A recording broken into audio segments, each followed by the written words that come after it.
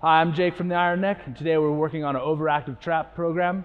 We've got Carlisle to help us here, and the first thing we're going to do is go through cervical glides. So what Carlisle's going to do is going to sort of anchor his posture from C7 down, and he's going to look to draw a small square sort of around the top of there. So if you look from the top down, you'd see sort of a square being drawn right through the center of Carlisle's head. So as he starts, he's going to sort of pick a side to go maybe left. He's going to extend through the chin.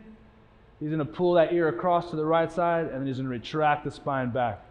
So just going square, just making a box. For our purposes, you'll go one more all the way across, right? And then we've got a clockwise way, and now we're going to go counterclockwise. So he's going to go across to the right, forward, left, and retracting back to complete that square. We'll get one more on this square, and we're going to do this in all four directions. So he's going to turn the anchor point onto his left, and now you'll be able to see sort of with the nose going forward, across, back, and completing that square. What we want to do is open up the intrinsic core stabilizers of the neck so that we have full function of lateral flexion, linear flexion, and rotation. Look in this direction now. Now be mindful of keeping the chin down. And not just the chin, right, but as it sort of pulls our rib cage up and back in there, especially as we retract, really keeping the rib cage and the chin relationship the same so that our spine stays neutral. And again, just isometrically warming up quite a bit of the neck. Clockwise and counterclockwise. Gonna keep the chin down. There we go. We'll finish this one and turn. Maybe you started getting a little bit tired, right? So really emphasizing chin is level, rib cage is level. They're the same distance off the floor the whole time, right? And really isolating from the base of the cervical spine, which is C7, up.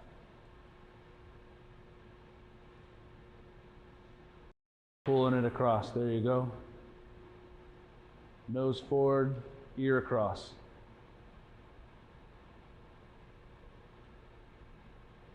Good. Next exercise we're going to do is a no and cervical extension and flexion. And we'll only do this with the anchor point on the left and right.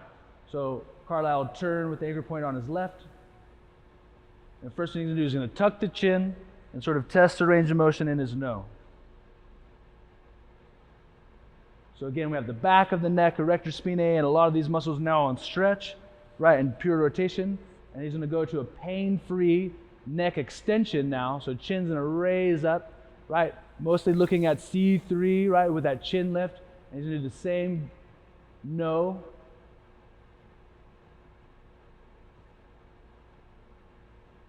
Right, same no in an extension like that. He'll flip all the way around so the anchor point's on his right. He's going to test it out by going flexion first, chin down towards the chest, right, and testing his no. So if this is good, there's no pain associated with this, right, things are on stretch, then we should be able to contract those same muscles under with no pain, right, and get into that no as well. It's important here to remember that we're not trying to get my ear to my shoulder. That will create tension in my trap. My trap will come up and I'll try to get my ear down to my shoulder. That's not what we're doing here, right? We want to be in extension, and we just want that pure rotation through there, right? So the ears won't come any closer to the shoulders than usual. The next one we have is a look left and a look right with a trigger point. So I'm going to help Carlisle out. He's going to find a tight spot. So there should be a trigger point on all of our traps right on top, right? And this big, strong muscle of the trap, what happens is it contracts and it was going to restrict our range of motion both in scapular retraction but also in cervical extension and rotation. So he's found this here now, and what we're going to do is hang some weight on there, and he's just going to have a look left and a look right. So again, like a no, but there, and then as he turns away, he'll find quite a bit of stretch. With this trigger point on, there'll be a lot of nerve plexi in here that have to stretch under duress a bit. And we'll do this in all four directions as well.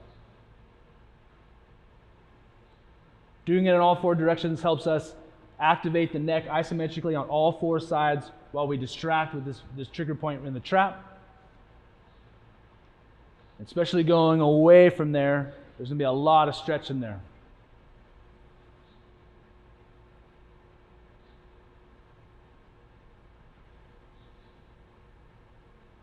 About halfway through this one, we're going to switch sides with it. If we have overactive traps on both sides, it can restrict on our rotation and extension there. So now we're going to go through this here. Good. One fix here too, if we're running into, is we can sort of take this guy and just sort of tilt it to the side, and now allow it to get your chin even farther around there. This is uncomfortable for you if the trap is really, really tight. And this is uncomfortable. You control some of that by how much weight you put here. If you need more weight, need a bigger release, right? You're going to hang both hands and sort of pull down. That's a great cue to keep the traps really long on top, right? Nice and relaxed, letting the trigger point tool do its job, and then using the iron neck as a bit of distraction to really open up what's happening at the neck. That's perfect, Kyle. We'll do there, and we'll do the last one. We're going to face the anchor point and get that trap again, right? So both sides are getting some of this attention here.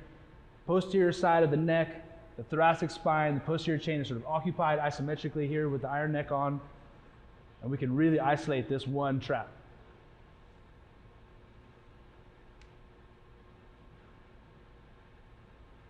Excellent.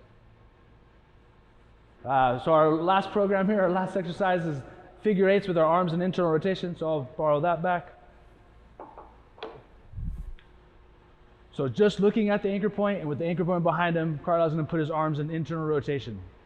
This is going to create a nice stretch through the chest, through the anterior part of the shoulder, and help sort of emphasize keeping the shoulder blades retracted by making this line nice and long. So now when he digs his figure 8 out, he's going to go down and around, and again, starting to the left and coming back around to the right. And what we want to do is activate as much rotating musculature here in the neck and distract by keeping the shoulder blades really tight, right? And the elbows will help do that for us, right? So we pin the elbows together. That's a very good reference point because it can be very difficult to keep my shoulder from rolling in as I go into a figure 8. Carlisle has already switched, right? So we've gone clockwise start and then a counterclockwise. So we're getting both sides of the neck with internal and external rotation and both muscle actions, eccentric and concentric. That's perfect, Kyle. So you'll switch all the way around now. Right. So here we're going to make sure, emphasizing keeping the chin down, keeping the rib cage down, right? Keeping that nice long line between the shoulders. And with the neck trying to do as much rotation as he's got going on right now, there's a very good stretch, very big stretch through the chest. So anything that rolls our shoulders in this way, posture, work, those sorts of things, this can be really difficult to come out of. The only way to get there is to stretch, sort of this tightness across, right, and activate through the thoracic spine. And now the trap has its job, and the neck's doing its job.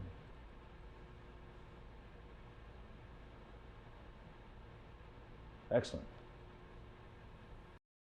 So that's our overactive trap program. The idea here is to activate this posture area between the thoracic spine, to stretch the front side, and then activate the neck in ways that allow it to operate properly.